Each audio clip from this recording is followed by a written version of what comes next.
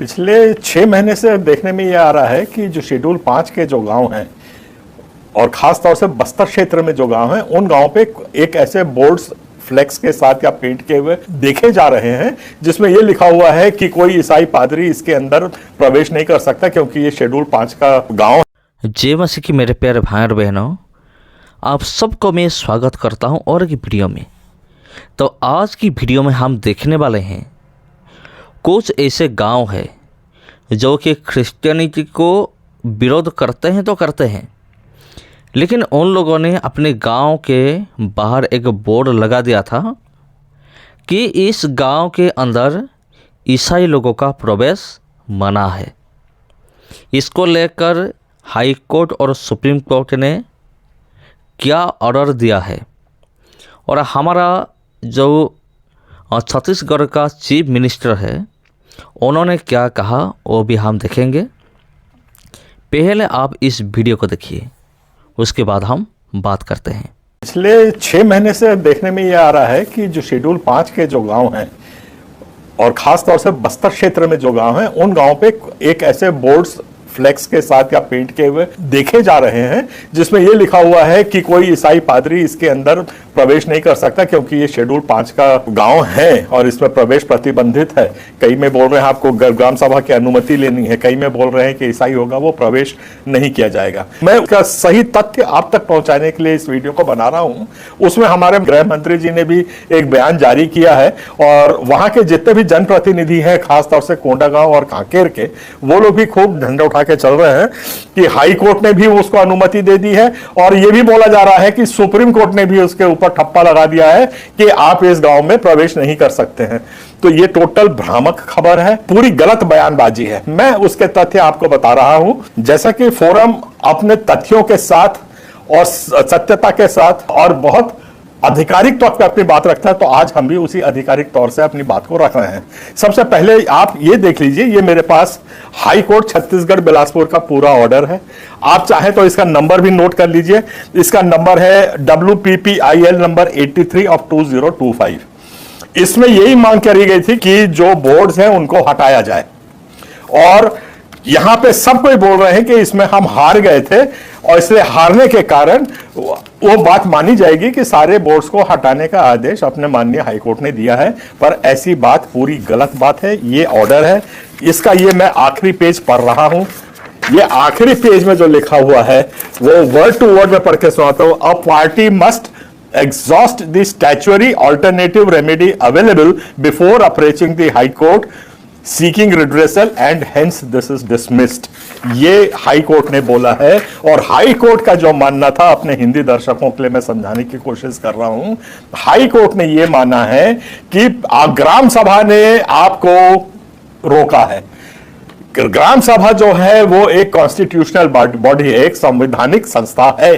तो आपका पहला फर्ज बनता है कि ग्राम सभा के सामने आप जाकर के अपनी याचिका लगाते। याचिका अगर फेल हो जाती या अलाउ करता या जो कुछ भी उसका ग्राम सभा निर्णय लेती, तब उसको आप एसडीएम के पास जाते और एसडीएम उसको खारिज कर देता, तब आप हमारे हाई कोर्ट आ सकते हैं। उसके बगैर आप हमारे हाई कोर्ट नहीं आ सकते हैं। ऐसा कहते हुए माननीय हाई कोर्ट बिलासपुर ने इस वाद को खारिज कर दिया है। ऐसा कहीं और कोई ऑर्डर नहीं दिया है कि आप किसी का प्रवेश को बंद कर सकते हैं। इसके ऊपर माननीय हाई कोर्ट ने विचार नहीं किया है। हाई कोर्ट ने, मैं फिर दोहरा रहा हूं, सिर्फ इतना बोला है कि आप प्रोसीजर से नहीं आए हैं। आपको चाहिए था कि पहले आप ग्राम सभा में याचिका लगाते, उसके बाद एसडीएम के पास लगाते और उसके बाद हाई कोर्ट आते। हाई कोर्ट किसी एप्लीकेशन को इस तरीके से डायरेक्टली नहीं लेता है, इसलिए खारिज किया है। और जब यह ऑर्डर आ गया हाई कोर्ट का, तो याचिकाकर्ताओं ने कहा कि यह बहुत गंभीर मामला है क्योंकि हमारे मूल अधिकारों का हनन हो रहा है, इसलिए वो लोग सुप्रीम कोर्ट गए। सुप्रीम कोर्ट का भी ये ऑर्डर मेरे पास है, ये मैं आपको दिखा रहा हूं।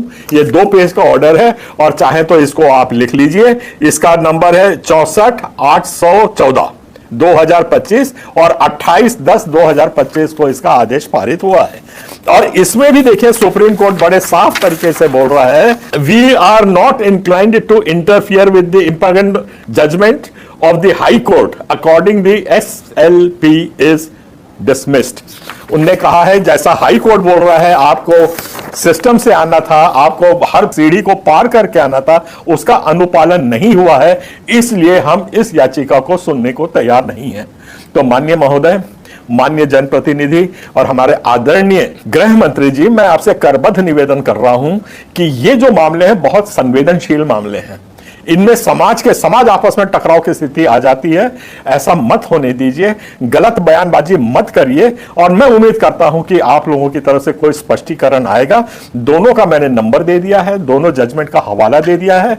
कोर्ट ने ऐसा कोई भी आदेश पारित नहीं किया है कि आप ऐसा बोर्ड लगा सकते हैं। तो इस बात को आप ध्यान दीजिएगा। और इसमें से जो कुछ एक आध दो डेवलपमेंट्स हुए हैं वो आपके संज्ञान में मैं ला रहा हूं, हमारे दर्शकों के और हमारे सरकार के भी। कोंडागांव और कांकेर के सांसद लोगों ने बहुत उसका जश्न मनाया है और जश्न मना के बड़े जोर जोर से घोषणा करी है कि अब हम किसी को नहीं आने देंगे और ऐसे बोर्ड लगाएंगे।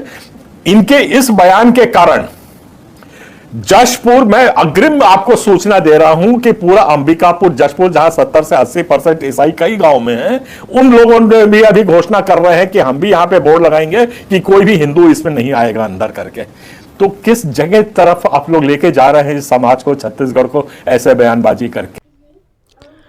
तो मेरे प्यारे भाई और बहनों, ये जो वीडियो है ये एक पन्नालाल जी का वीडियो है, जिनके पास हाई कोर्ट और सुप्रीम कोर्ट दोनों का प्रूफ है, सबूत है।